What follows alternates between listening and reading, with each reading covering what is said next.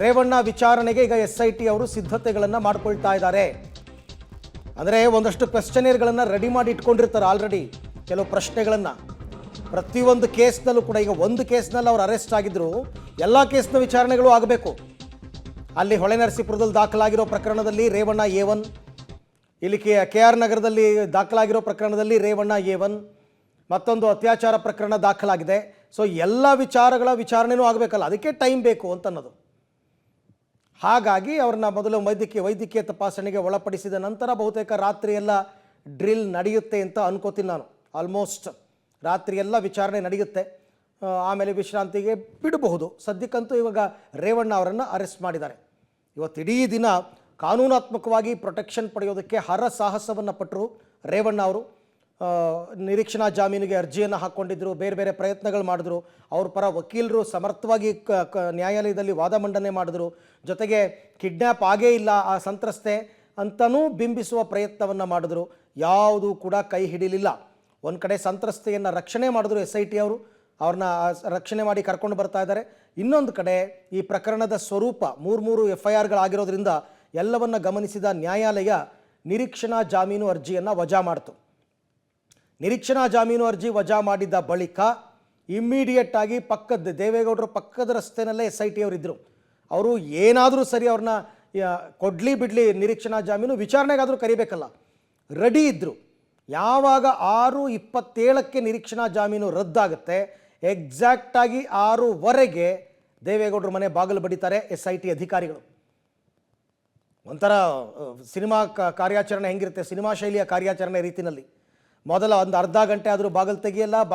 ಅರ್ಧ ಗಂಟೆ ಆದ ಮೇಲೆ ಸ್ವತಃ ರೇವಣ್ಣ ಅವರೇ ಬಾಗಿಲು ತೆಕ್ಕೊಂಡು ಈಚೆ ಬರ್ತಾರೆ.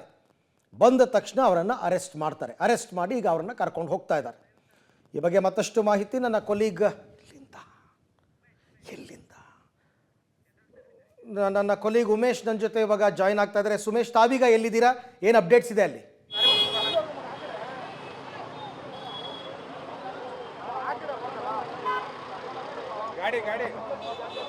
ಉಮೇಶ್, ನನ್ನ ವಾಯ್ಸ್ ಕೇಳಿಸ್ತಾ ಇದ್ರೆ, ಎಲ್ಲಿದ್ದೀರಾ ತಾವು, ಅಲ್ಲಿನ ಅಪ್ಡೇಟ್ಸ್ ಏನು?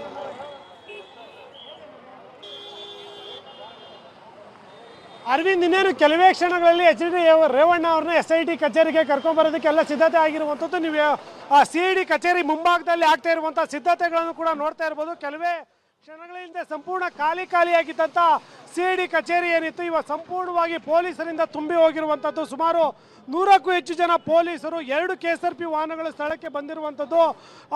HD ರೇವಣ್ಣನ ಬಂಧನ ಏನಾಗಿದೆ, ಅವರನ್ನು ಇನ್ನೇನು ಕೆಲವೇ ಕ್ಷಣಗಳಲ್ಲಿ SIT ಕಚೇರಿಗೆ ಕರ್ಕೊಂಡ್ಬರ್ತಾರೆ. ಅದಕ್ಕೆ ಬೇಕಾದಂಥ ಎಲ್ಲ ಭದ್ರತೆಯನ್ನು ಕೂಡ ಪೊಲೀಸ್ ಇಲಾಖೆ ಮಾಡ್ಕೋತಾ ಇರುವಂಥದ್ದು. ಹೆಚ್ಚಿನ ಸಂಖ್ಯೆಯಲ್ಲಿ ಪೊಲೀಸರು ಕೂಡ ನಿಯೋಜನೆಗೊಂಡಿರುವಂಥದ್ದು. ಇನ್ನು ನೀವು ಜಾಗದಲ್ಲೂ ಕೂಡ ನೋಡ್ಬೋದು, ಈ ಫ್ರಂಟ್ ಗೇಟ್ ತುಂಬ ಬರೇ ಪೊಲೀಸರೇ ತುಂಬಿರುವಂಥದ್ದು. ಸಂಪೂರ್ಣವಾಗಿ ಎಲ್ಲ ಕಡೆಗಳಲ್ಲೂ ಕೂಡ ಬ್ಯಾರಿಕೇಡ್ ಹಾಕಿ ಯಾವುದೇ ರೀತಿಯ ತೊಂದರೆ ಆಗದಂತೆ ಪೊಲೀಸರು ಮುನ್ನೆಚ್ಚರಿಕೆ ಕ್ರಮ ಕೈಗೊಂಡಿದ್ದಾರೆ.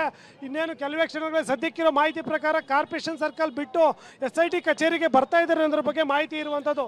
ಅಂದರೆ ಒಂದು 5-10 ನಿಮಿಷಗಳ ಒಳಗಡೆ SIT ಕಚೇರಿಗೆ HD ರೇವಣ್ಣವನ್ನು ಕರ್ಕೊಬರ್ತಾರೆ. ಹಾಗಾಗಿ ಕರ್ಕೊಂಬಂದ ನಂತರದಲ್ಲಿ ಈ SIT ಕಚೇರಿಗೆ ಹೋದ ನಂತರದಲ್ಲಿ ಮೆಡಿಕಲ್ ಮಾಡಿಸ್ತಾರ ಅಥವಾ ಮೆಡಿಕಲ್ಗೆ ಹೋಗುವ ಸಾಧ್ಯತೆ ಕೂಡ ಇರುವಂಥದ್ದು. ಶಿವಾಜಿನಗರದ ಬೋರಿಂಗ್ ಆಸ್ಪತ್ರೆಯಲ್ಲಿ ಮೆಡಿಕಲ್ಗೆ ಹೋಗುವ ಸಾಧ್ಯತೆ ಕೂಡ ಇದೆ.